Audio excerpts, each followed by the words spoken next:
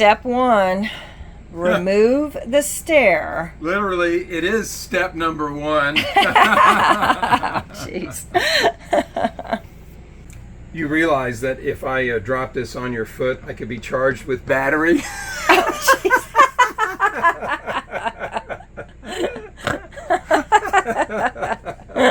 Hi everyone, welcome to the channel.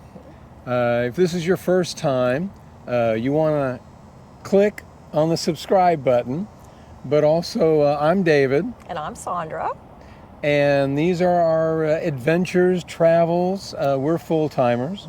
And we recently purchased a Class C, which is behind us, that we're calling Curiosity. And not to replace our home, which is Orion and Voyager, the truck and trailer. Yeah, that's our home. This allows us to do a little more exploring, a little more in depth.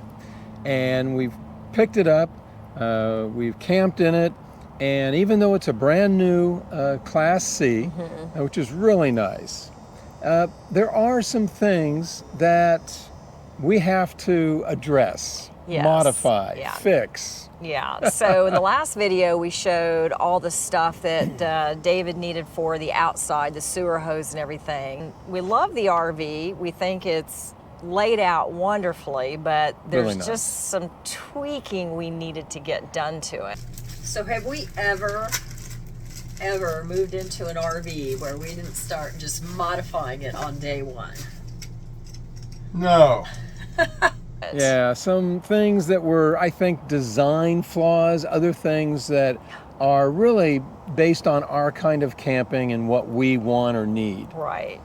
So, you know, the first thing, it's like the first night that we got into it. Very second night, because first night I think I passed out. Yeah, you stepped into the shower. Oh my gosh, the first time in the shower, it's like, this is not gonna work. Cannot do it. Can't do it. She came out of that shower and said, no, we've got to change this. Yeah. So David is attempting, we want to replace our shower fixture because it takes up way too much space. Oh my, you're just like taking that whole thing apart, aren't you? Oh yeah. So the sad thing so far is, except for the screws, I haven't had to use a wrench or anything yet. It was just not a lot of room. The handles for the faucet and for the shower were protruding out like 6 or 8 inches, and you know, of course, I'm banging it. Every time I turned around, I'd I'd either shut the hot water off or turn the cold water on, and it was awful. Not a great experience. No, it wasn't. I go, who would do something like this? Because they say it's what, like a 30 or 36 inch shower. Ooh. Yeah. But you know, when 8 inches of the diagonal is consumed, so that really only left you 20 inches. Yeah, it was very tight, and so we looked at it and came up with a different design. Yeah. So by using the flat piece, exchanging it out, we're hoping to save about 2 3/4 inches in the shower, which is pretty impressive. Well, it's a tough office, but it'll do.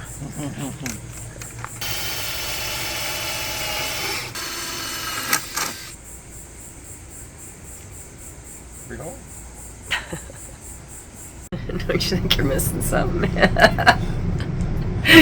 Your job's not done, is it? I don't know. I thought that was kind of nice. You know, a little flexibility on where you want to put the handles. Okay. I want to test it to make sure nothing is going on behind the scenes that we don't know about. Behind the scenes. So I'm going to turn the water on. Oh, that's right. And see what happens. Water's on.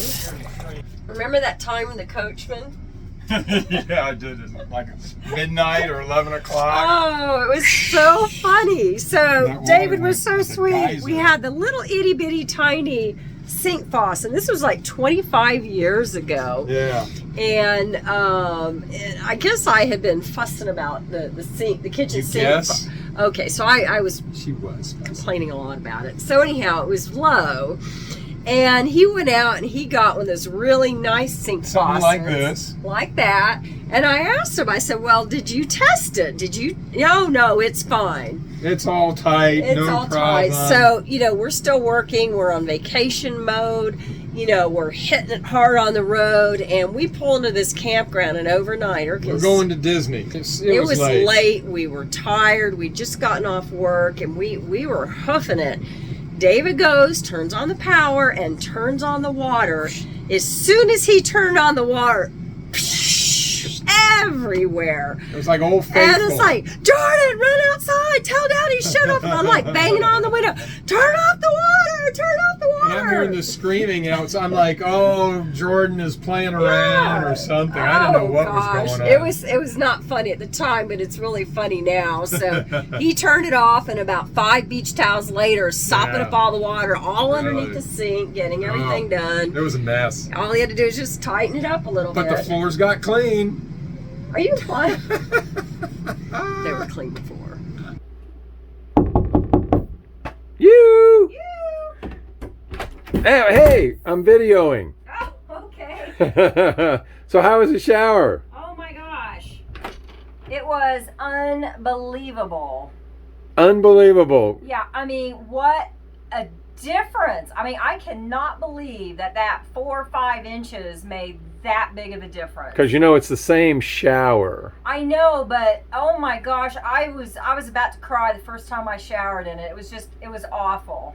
But we ended up with a solution. Oh, it's great now. We eliminated that 8 inches and just basically made the shower huge. I mean, not only can we shower in it, but I can now take the towel and I can dry off in it. It's great. Yeah, so that worked out fantastic and took us a little bit of, I'll say, re-engineering. Yeah. Reverse engineering. Reverse engineering, yeah. But worked out great. Yeah. The other things that we did in there, just little things. We looked at a bathroom power strip. We needed a few more outlets. Yeah, and so we don't like clutter and we don't like stuff all over the countertops, and I really wanted to get everything up in the cabinets. We have like our electric toothbrushes, your razor, and some other electric things, and I just didn't want them hanging all over the countertop. And we have this space up in the corner cabinet that would have been perfect for it, but there's no power to it. Right.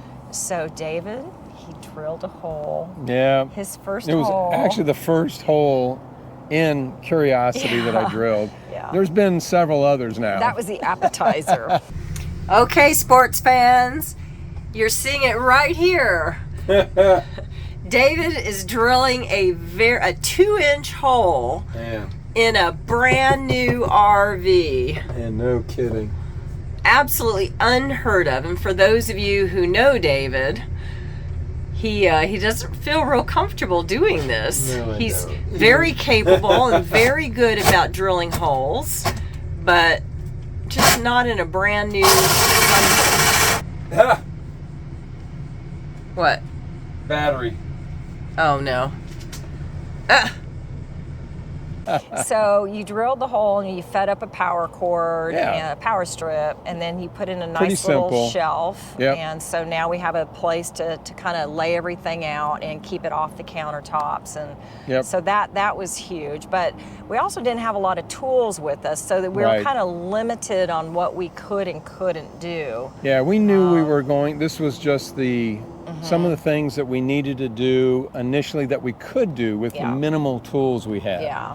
We were going to address the bigger construction projects later. Yeah, and it's always good just to live, like we were in this for 2 or 3 weeks before we were ready to really commit to some things. Yes. So like hole drilling in the countertops and stuff. So Yeah, definitely. And some easy things that were no-brainers. some of those things were pretty easy, just the low-hanging fruit, if you will. Yeah, exactly. Yeah. And we knew after the first night we'd have to do a little something with the AGM batteries. Yeah. They just didn't last at all. Because the batteries that were in there were those little 6-volt batteries, and they had 2 of them in series for was 12 nothing. volt, but it didn't hold the charge hardly at all. No, And, no. So we added 3 AGMs Yeah. and kind of stuff them down there in the hanger, in the holder Yeah. for it. Yeah, that was a they challenge. Fit. They fit. They fit. And Jenga master again. Yeah, really. And then another item that sort of caught us by surprise. We weren't expecting this one. We went to dump for the first time. Oh my gosh. And I hook up for the black water flush. I connected it, turned on the water, and actually it started spurting back out at me. Shower. Yeah, it wasn't going anywhere. And so we turned off the water, and I looked at it, and water was coming out. It was not going anywhere. So we ended up calling the RV dealership, and the guy laughed, and he said he knew what it was. He said, yeah, they probably put that check valve in backwards. And we're like, what? And he laughed and he says, yeah, he says, actually, it happens all the time here, like almost daily. Yeah. The problem is where it was at. Yeah. Yeah. So it was behind the shower. After all that hard work, he got that new shower plate in, he caulked it perfectly, and then he had to rip it all out to get back behind there. But I got behind there and actually flipped it and hooked it up. Hooked it back up. And black water flowed nicely. Oh, yeah. Yeah. So that flush worked great. So speaking of flows, the shower again. Yeah. We keep circling back to the shower. That was like 4 projects or something, the shower. Yeah, it was just a continuous, and I think we're done with it. I think so too. I hope. We are done with it. We have the instant hot water heater, and so the good news is that means you can take an unlimited hot water shower, but you don't want to do that when you're dry camping, and we do plan on doing some dry camping in Curiosity because we just like dry camping. Yeah. So I can't remember why, but we had to work off the water pump, and so the nice thing is when you so the bad thing with the instant hot water is when you shut the water off, because you're dry camping, you don't want to waste water, it shuts the flame off, and then you turn it back on and it gets cold again. It's almost like you're starting over. Yeah, and so you're losing like a half a gallon of water every time you turn off on the water. So they solved that problem with recirculating, and it's really cool. It's got this little diverter pipe. valve. Yeah, and it goes from blue to white when it's at temp. So anyhow, so we're at a campground and we were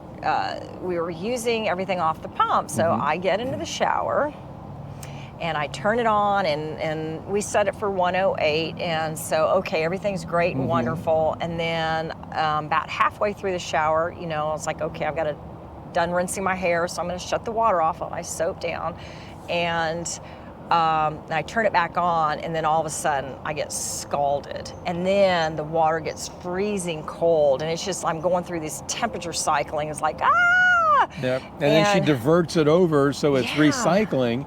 And then the temperature gauge that we can see starts at 108, and it starts going north. Yeah. And it goes up to like 135. Yeah. Well, this thing shuts off at 140. So anyhow, we were thinking about, okay, how does this thing work, and why would it be doing that? So our water pump and our water tank is underneath our bed. So I guess that's good, so it won't freeze. So David pops open he lifts up the hood, and we're looking underneath there and trying to trace all the plumbing. It's like, okay, what not wires, but what how did they plumb tubes this go where? And what tubes are connected where? Yeah, and we're looking at that like, okay, what's the deal here? We think this is the recirculating, and it was going right back into the tank, right where the water pump was pumping it back into the water heater. Yeah, I think the intent was for them to deposit it into the tank, and then the water pump, the freshwater tank, and then the water pump would then take it out of there and take it the freshwater to the pump. But the way they had it plumbed was it never hit the tank. It would just recirculate around in through the water pump so to the water heater. The water pump was starting to see temperatures of 130. Well, the water heater was. Well, and the water pump was because it was circulating that water through there, so which isn't good for it. And we never got fresh water in there. It was recycling the heated water. So the heated water started at 108 and it started climbing, Right. up. So we replumbed that, figured it out, replumbed it, working great now. Yeah. So that was an odyssey within itself. Yes. So that works good. Yeah. So we got that done, and then on to the next thing. Yeah. So we know that there's other things that we have to do, but we didn't bring the tools with us. No. And that's where our next stop comes into play. Well, day one of Curiosity's Upfit, and we're shopping and getting all the materials and supplies. We're about 25, 30 miles to the nearest Lowe's or Home Depot, so we wanted to make sure that we stocked up. And how many stores did we go to? Yeah, 3 or 4. I kind of lost track. So even though it killed the day, at least now we're going to be prepared. We're going to have everything, and we just kind of hit the ground running in the next couple of days. But I'm excited. Yeah, it should be a lot of fun. Make some improvements, some additions. Yep. So It'll be good. it will. Well, our renovations continue, or not renovations, upgrades, and this is the pantry, and there's tons of space, and it has these really nice shelves. But we decided I really needed something for the bread. So we made these little half shelves here and here just for the little things. And then also we installed this shelf up here just to keep the rags and stuff out of the way. So this gave us a ton of space, and I'm really, really excited about it. Now the shelves are really cool because they sort of mimic the original shelf. Exactly. And our friends figured out the paint scheme on how to get the paint to match. So it's almost perfect. Yes. And they're like floating shelves. Yes. They don't have any like supports underneath them. It's magic. The other item that I was really worried about is, where do you store cookie sheets? So what we did is we took as much existing material as we could. So there's this fascia board here, and I'm not sure if you can really see it, but it was flat, and we took it and we just kind of rotated it, and then we were able to put the cookie sheets here vertically. So we took the existing drawer and we built another drawer, and then now have a place for extra storage. And again, we just took all existing materials, so we have like $25 invested in this. So I think this is probably some of the best $25 we ever spent. I think so too. It's pretty cool. Yeah, I love it. Oh, and I like your little green plant there. Oh, yes. This is lunch. Last major wood project, storage project that we're doing. So this is a coat closet, and it's kind of a worthless coat closet because there's no way it's fitting my summer parka in here. So what we're going to do is we're going to convert it to a broom closet, and we've had some things in it, and then we just turned it down, and then we made more floating shelves. And so we're going to get these installed, and there's going to be 7 of them. So anyhow, we're going to have these shelves put in there, and that's where we're going to put our shoes, because every RVer needs a place for shoes. Exactly. Especially these big old shoes. Whoops. Exactly. They're big and clunky, and there's not a lot of floor space just to put shoes. Exactly. So let's get these things installed. Let's do it. We ready for the big reveal? We have completed the coat closet transformation. Yay! Look how good that is. Wow. But yes, look at all those shelves. Wow. Nice and sturdy. Very sturdy, and it's got the lip on it. So I am so excited. I still got to Looks fill great. some holes and touch up, but man, let me get some shoes in there. Oh yeah, it's ready for my big honkers. Yes. And I am working on the stovetop cover, and this is a really wonky stovetop because you've got the height of the grate here, and that is actually lower than the height of the knobs, almost by, I think it's like 3/16 of an inch or something. So, so I've got to make I want to make it go across, but I have to make sure it clears the knobs, and it did. I had to go through some hoops to get everything measured properly, and now I'm starting to cut the wood, and I'm so excited. You gonna do the honors? And now the final piece de resistance. Yes. Now we had to take a little break from videoing because I had to climb underneath to hold the toggle.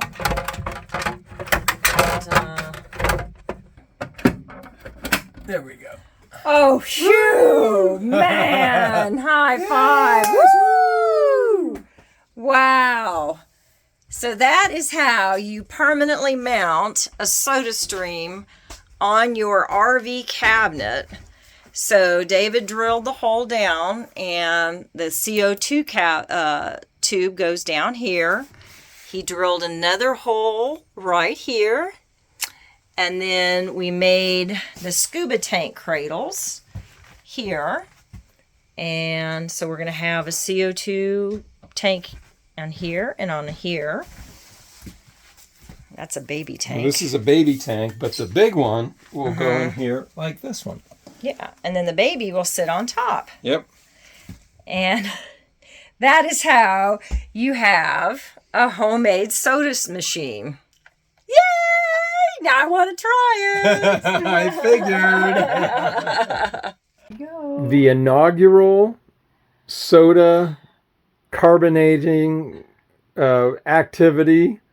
All that testing, the hours of testing. So if all y'all are wondering why we've been doing all this testing with the SodaStream, this is why. That is the culmination. This is the initial pour of the Curiosity's soda fountain machine. Yes.